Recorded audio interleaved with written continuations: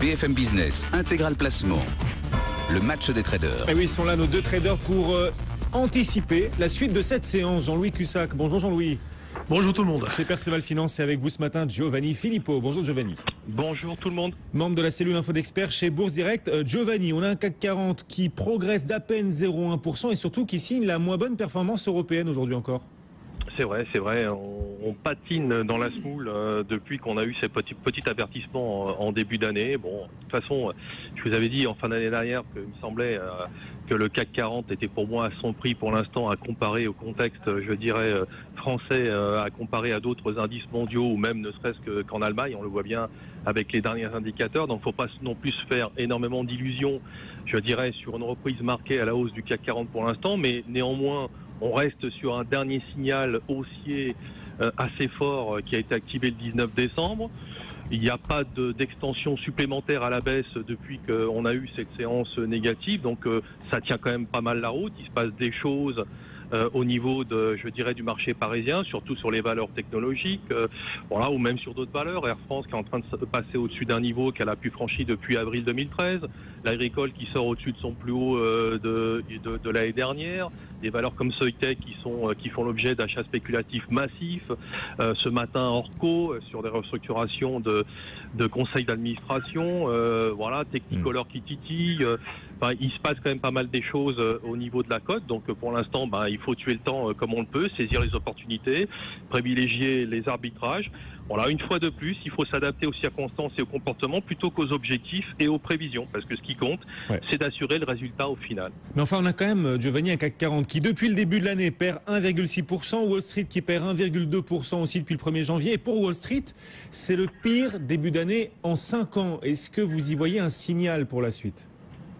Écoutez, après 2 années de fort rebond, il va falloir maintenant, si vous voulez, que la transition s'effectue entre le soutien dont bénéficient les marchés à travers les banques centrales et l'économie réelle.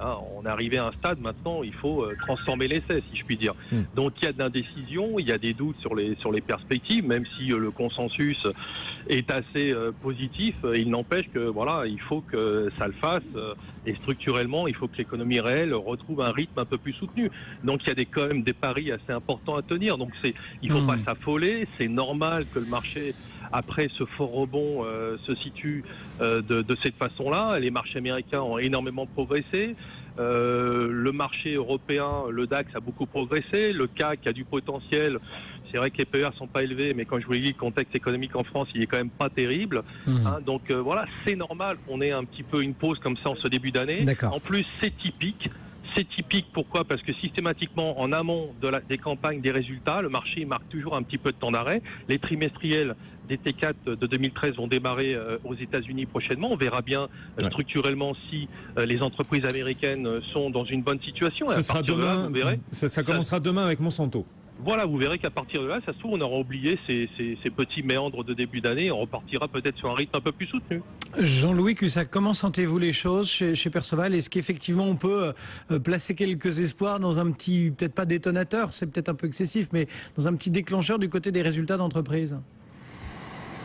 Au moins chercher une confirmation du fait d'avoir bien payé le marché en 2013. Oui, ça c'est une certitude même. Là, sur la journée, moi j'ai proposé ce matin à 8h d'acheter à 4216,5 sur la note, donc ça a été fait. Et on vend sous 45, ça a été fait également. Donc déjà, l'aller-retour est fait. Le niveau 4215,20, c'est le niveau dont je vous parlais hier, avant-hier, etc. Donc c'est un niveau important, et preuve encore, il a fonctionné hier, il a fonctionné ce matin. Donc tant qu'on est au-dessus, on reste dans une situation d'achat à privilégier. Si on passe sous 15, à ce moment-là, on rentre dans une zone neutre avec un biais légèrement baissier pour aller chercher 4170,65, mais nous n'en sommes pas là. L'ambiance générale reste plutôt positive, même s'il y a énormément d'hésitation. Mais c'est vrai qu'on a des financières qui poussent un peu à la hausse, donc c'est plutôt bien.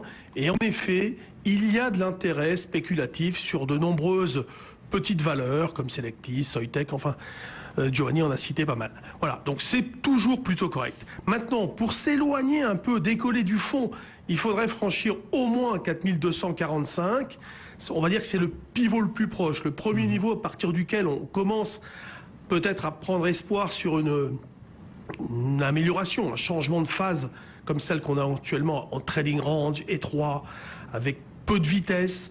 Et ensuite, c'est 4270, le niveau important suivant. Voilà. Donc 4215, 4245, 4270.